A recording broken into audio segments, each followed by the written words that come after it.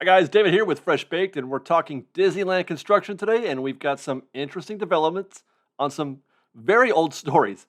We got Tarzan's Treehouse news and trees at Pirates of the Caribbean.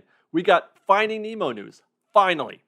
More walls in New Orleans Square, the latest on downtown Disney construction, and another look at that thing they're building in the Lilo parking lot, whatever that is. But let's start in Adventureland with Tarzan's Treehouse, where about a week ago, it looked like this.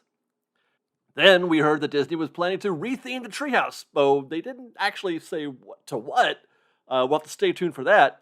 But we did get a confirmation from Ken Potrock on his D23 podcast, that whole State of Disneyland report.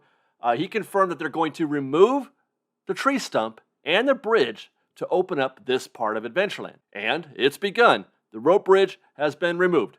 No guests will ever again make this iconic trip from the tree stump to Tarzan's Treehouse proper. Rest in peace. I really was quite fond of that bridge. I mean, it was half the experience for me.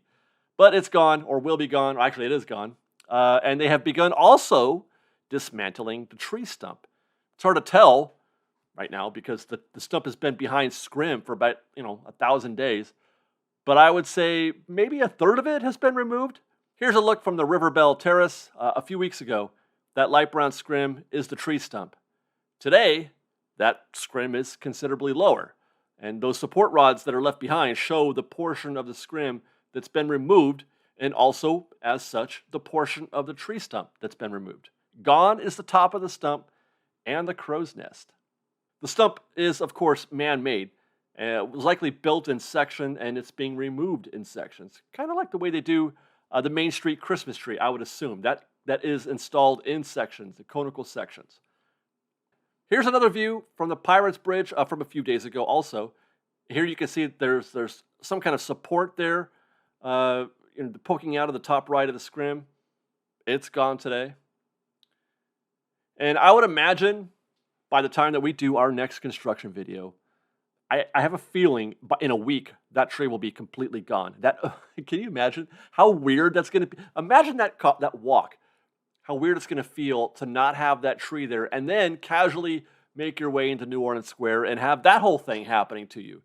With the wide open spaces and the removal of the steps. If you're new to the Disneyland area, or if you haven't been for a few months or whatever, that's going to be an interesting scenario for some new visitors. Now, you probably have heard that old saying. When one tree gets partially taken down, another one is planted in its place next door in New Orleans Square. You know that old saying, right? But yes, there it is. We tweeted about this a week or so ago, but this was our first chance to show you some video. We can barely see the tops of the trees, though, so they're certainly not as mature as the trees that were removed. So it'll be some time before they provide the same sort of feeling, the same aesthetic in that queue as before. I'm told they're a pair of southern magnolias, so they're sure to grow considerably bigger over the years because magnolias can become quite big. But it's great news that they are trees and not, some other thing. I feared maybe like an awning or a tent or something like that, or an umbrella. Reasonable suggestion or reasonable thought, but I'm very relieved that they are bringing trees back. And with the fact that they've got trees back in this queue, it's also, in my opinion, a good sign that the Pirates of the Caribbean queue will be much the way we left it before the ride closed. A lot of fear about, or I shouldn't say fear, but a lot of talk about if they're going to do something to the queue, if they're going to rearrange things a little bit, or things are going to be changing in some way. But my expectation is for that queue to look very much like it did before, minus the fully mature trees that were there before. And speaking of things growing, walls are sprouting up all over the place in New Orleans Square. We've seen these walls in front of the Cafe Orleans for a while now. But these sprouted up recently along Royal Street and in front of the merch kiosk. As a matter of fact, they've blocked off all of that section of New Orleans Square, the section that includes, Blue Bayou and the shops in the rear. These walls are in front of the French Market, and they extend back towards Club 33. And then there's another wall blocking guests from Royal Street from this angle. Luckily, we've got photos from Fresh Baked Street Teamer Adam, and he's showing us that it's pretty much more concrete work on the walkways throughout New Orleans Square. This one is the exit for Pirates of the Caribbean, and that looks pretty standard for concrete work.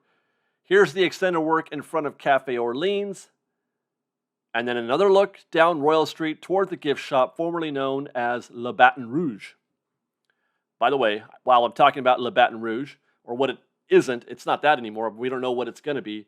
But as I reported a long while back, in spite of the intriguing signage in the store windows and the talk about Princess Tiana or Princess and the Frog and the possibility of a new restaurant coming there, I have no expectation for this to be any kind of new restaurant. Right now, it's just storage, as I understand it. And when it does reopen, eventually, I expect it to be a gift shop again. Just something different from before. But there's I think that the rumors started getting twisted up because of that new signage, that it sounded like something was cooking, to coin a phrase or whatever. But I think that they were just being clever.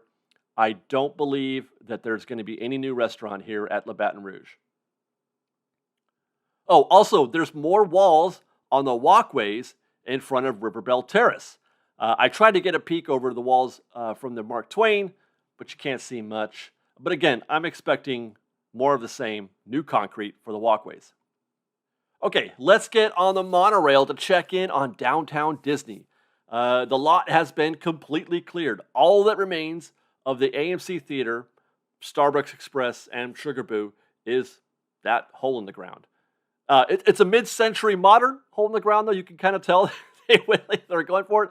But it's going to look this way for a few more weeks, probably. And then we'll start seeing more formal holes dug up, followed by foundations, etc. So stay tuned to Fresh Bake for that. We'll be on the monorail every week as long as they're building this dang thing, and as long as they'll let us. But other than that, there's really not much to report from the downtown Disney site, other than the news that we talked about earlier in the week about the updates coming. But as far as this site goes, just dirt.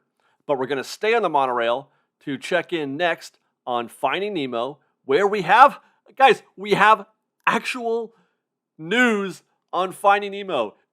Fascinating.